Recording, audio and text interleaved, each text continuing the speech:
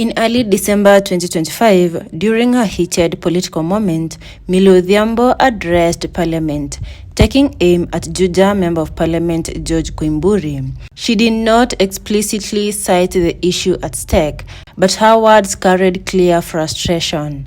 Politicians who chase the ground, public or social media opinion at the expense of family, counsel, and personal integrity. I don't think it is in order for Honorable Koimburi to be casting aspersions on new members when there is actually no case that is challenging their win. But more fundamentally, Speaker, he's asking the members to go and listen to the ground. When he failed to listen to his own wife, Mr. Speaker, he was listening elsewhere. He needed to have listened to his wife, first of all. He must listen to his wife before he listens elsewhere. Is it in order? When you are urging me to be a good example to the girls, the younger ones who are doing their first term, Mr. Speaker, if they are good girls, they'll never get corner office. Be as bad as Millie Odhiambo, you will be the mother of this house. I am a bad girl, and as a bad girl, I'm here serving my 4th term. So do not be cheated like the African culture where you are told have decorum, dress nicely, be kind, be nice. I'm telling you, you will go nowhere. Mr. Speaker, you cannot call me a guy. I am straight. I have nothing against LGBTQI, but I am very straight. My husband is a man and I'm a woman.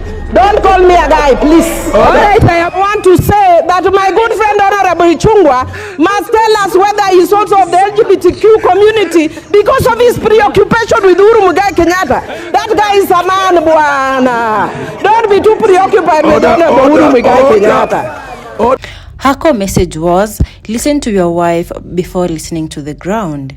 She argued that many politicians rely too heavily on shifting public opinion, loud voices on the ground, and sometimes turbulent street mood rather than steady advice from their partners, who she implies often offer more honest, stable, and caring counsel.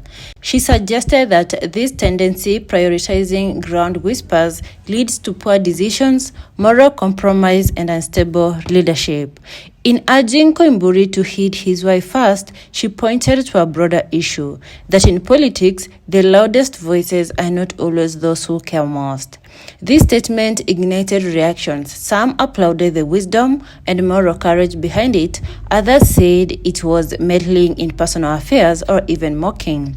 But regardless of reaction, the remark forced a hard conversation about politics, spouse influence, and the pressure leaders face. Millie Odhiambo was born on 1st November 1966 in Homa Bay. She trained as a lawyer, obtaining her law degree from the University of Nairobi in 1990. Later, she studied abroad in the USA, Sweden, and Italy, gaining exposure to human rights law and international legal frameworks. Her early career was shaped by advocacy. She served as chairperson of the Coalition on Violence Against Women Kenya and later founded the Cradle Children's Foundation, an organization focused on children's rights, welfare, and legal protection. In 2007 and 2008, she entered electoral politics under the Orange Democratic Movement. She was first nominated, later elected to represent what is now Suba North constituency.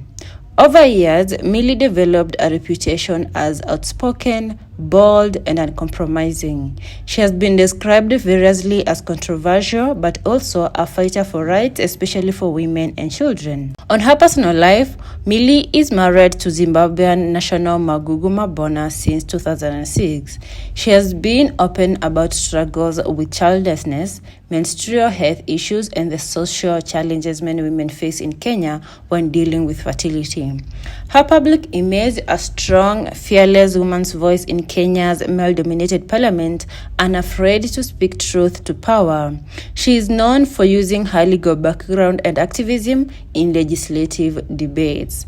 Given her experience with social issues, family matters, and politics, when she urges politicians to listen to your wife, she is speaking not just politically, but also from a lived experience, the intersection of law, social values, family, and governance. This background gives weight to her statement. It is not a random quip, but a perspective shaped by decades of advocacy and lived reality. The person at the center of Millie's criticism is Juja Member of Parliament George Koimburi. Recently, Koimburi has been under serious scrutiny. In 2025, a court issued an arrest warrant for him over a fake abduction case. He and several others, including a local MCA, are accused of conspiring to stage his own abduction, allegedly to escape arraignment on land fraud, constituency development fund related charges. The police claim that the so-called abduction he was reportedly taken outside a church was staged. Witnesses described how men disguised as worshippers forced him into a car. He was found later in a coffee farm unconscious and interred.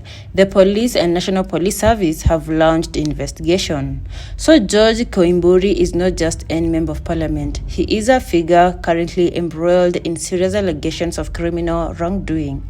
The alleged fake abduction case has triggered public debate over morality, accountability, and whether members of parliament can be credible when under such clouds of suspicion. In that context, when Millie says, "Listen to your wife before ground," the ground may represent political survival tactics, populist appeal, public mood, social media hype, or pressure from supporters, tactics that some politicians under pressure turn to when their legitimacy is threatened. Millie's call, interpreted against Koimburi's recent controversies, suggests she is warning him and others not to fall for cheap popularity or manipulative crowds, but to seek grounded, sincere guidance, maybe from family, conscious, or loved ones. This makes her statement not only social or moral, but deeply political, a reminder that leadership is more than survival, it's about principle. Many citizens praised Millie for speaking truth to power, saying it's rare for politicians, especially women, to call out their colleagues so directly on issues of integrity and morality.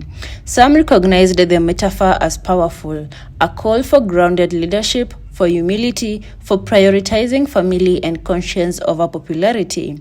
Among women and civil society watchers, the comment resonated, especially seen as a statement against the hyper-male, hype-driven politics that often ignores family values and responsibility. However, some argue that politicians should not talk about wives or home counsel in public, that such remarks are meddling in private affairs. Others saw it as a political attack, question aimed at Koimburi, especially given his legal troubles, and called it opportunistic or hypocritical. Who hasn't had sex? Even I have had sex. Otherwise, why is my name Mrs. Mabona?